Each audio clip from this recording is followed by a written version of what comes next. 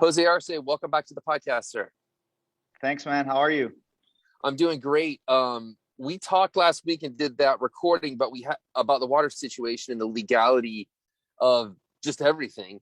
But we've had a little bit of an update since then. So let's just jump right into it. Can you update us with what's going on with the water situation in Nosara? Because people are confused, angry, for multi reasons. Some people are angry because of all the development and they're happy that there's no development. Other people are angry because they can't get their water letters. And you know how Nosara works and all small towns work. So let's bounce over to you and you tell us the legal side of everything, please.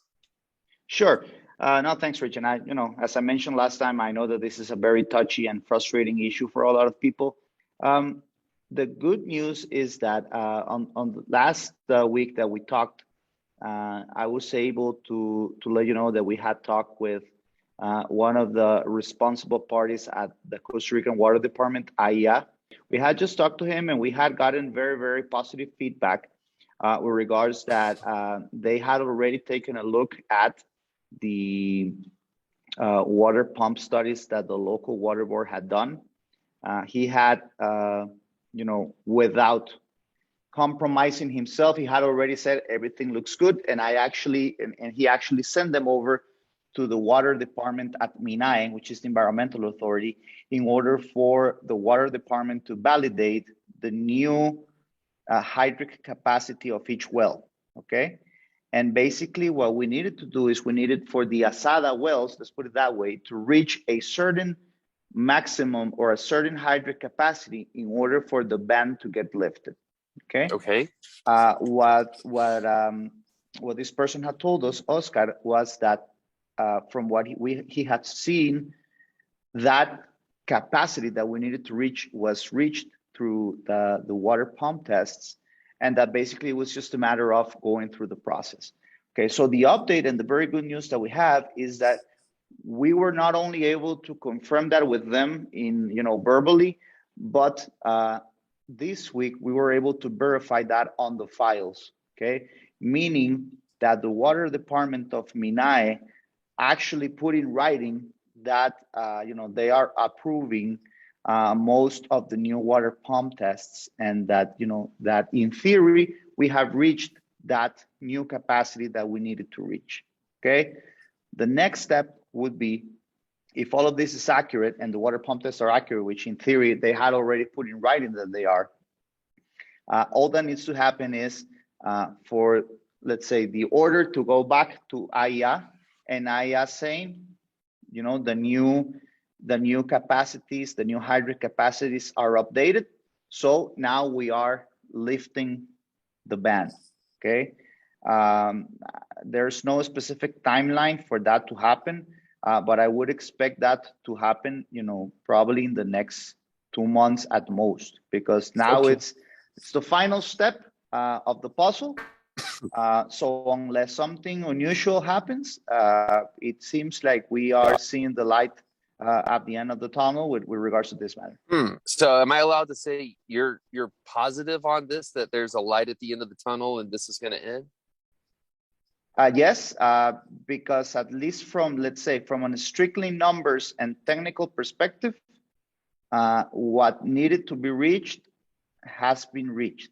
Okay, so now it's just a matter of internal paperwork, and unless something very peculiar and unusual happens, we should be getting a lifting on this.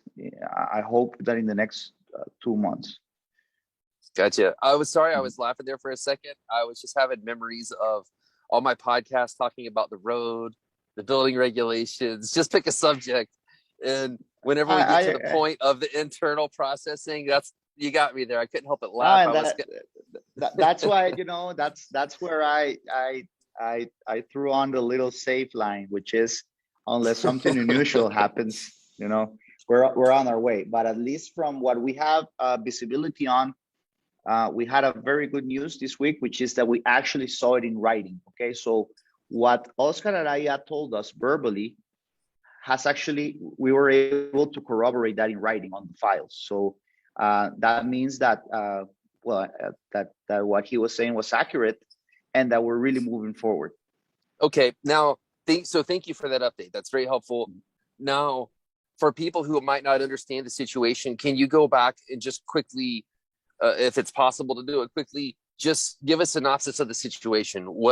What's happening? Why are people upset about this or that? Can you just quickly tell the story as to what's happening? Because there's still confusion on that as well. Sure. I might be a little off with the numbers, but generally speaking, my understanding is that the local water board has 11 functioning wells, give or take.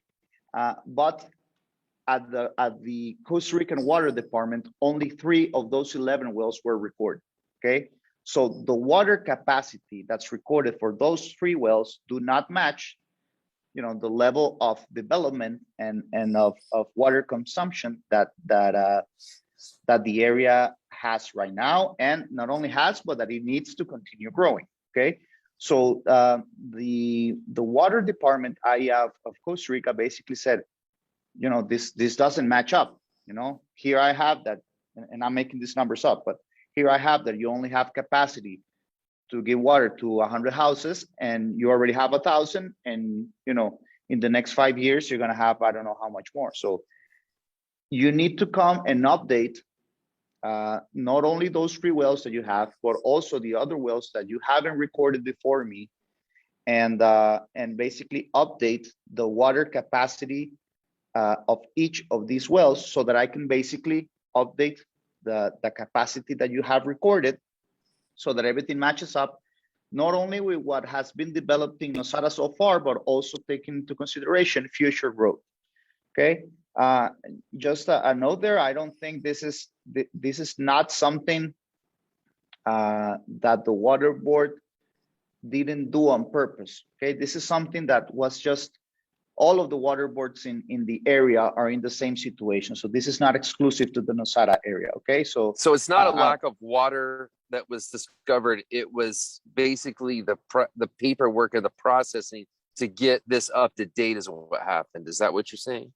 Correct. So basically, this is my understanding. Obviously I'm not a water expert, but from the experts that we have talked with, is that this is not a water scarcity problem.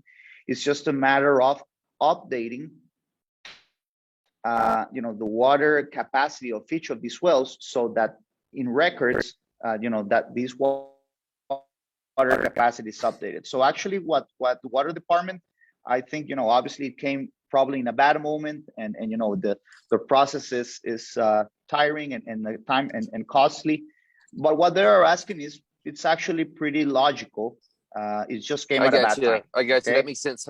Jose, I get contacted for a while, like almost daily, repeatedly sometimes, from people on all different sides saying, well, is this the people who tried to block development with the building regulations didn't get that through, so now they're getting to the powers that be to cut us off water-wise? I hear a lot of that. And then I hear a lot of the other side.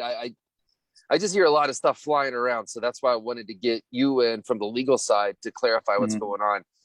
Do you know of or see any evidence that there's treachery afoot or some sort of insidious activity? Do you know of any of that type of stuff? I just get asked so much about this. I'm trying to use this platform to address this question from your perspective. To give a clear answer, no, I haven't seen anything like that. I know that there are a lot of of stories going around and gossips and things like that. I haven't seen any of those on paper. As you know, this is important for a lot of people in the community, and believe me that if I had seen something like that, I would be one of the first ones to raise a voice, because it also affects what I do, but then on the other hand, what I think is that, at least what we have seen so far, document wise, it makes sense.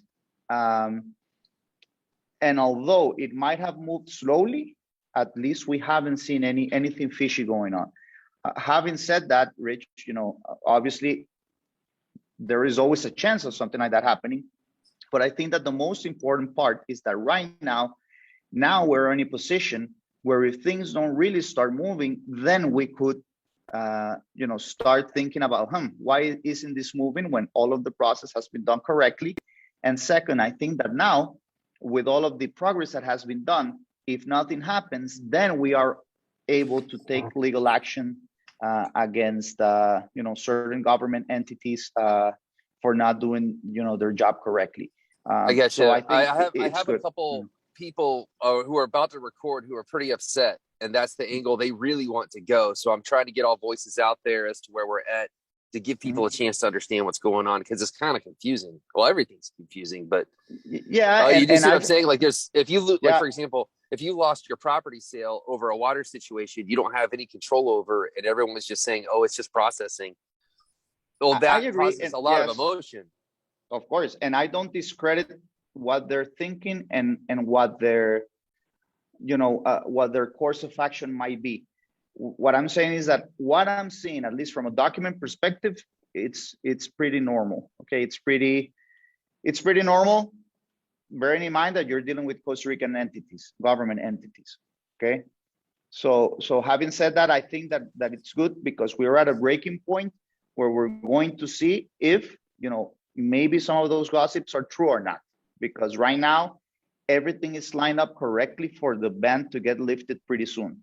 So if that doesn't happen, then we either take legal action, or there might be some truth about some of those So we'll see. gossips that are in town. We'll see soon enough, is what you're saying. Like, we're about to Correct. find out. Okay. So do you want to place a bet? And I have a long standing history, unfortunately, of winning bets. So when it comes to government processing, you guessed 2 months. Do you want to bet something on that? A lunch at your favorite Chinese restaurant in your hometown of Nicoya? Yeah, well, no. But I mean, I'm saying 2 months, but my guess is, bearing in mind the Christmas break and everything, what I'm shooting for is hopefully mid-January. Okay. Yeah, just to have some extra weeks. Okay. There. Well, all right. That all sounds good. I know people are going to appreciate getting this information, and I appreciate you being willing to hop on camera. Not everybody's willing to when it comes to sensitive matters. So thank you for doing that. And my pleasure, Rich. Anytime. Yeah, we appreciate having you on, and we'll check up with you in a couple months. Let's see how this thing goes. Sure. Perfect. Thanks, Jose. Take care, man.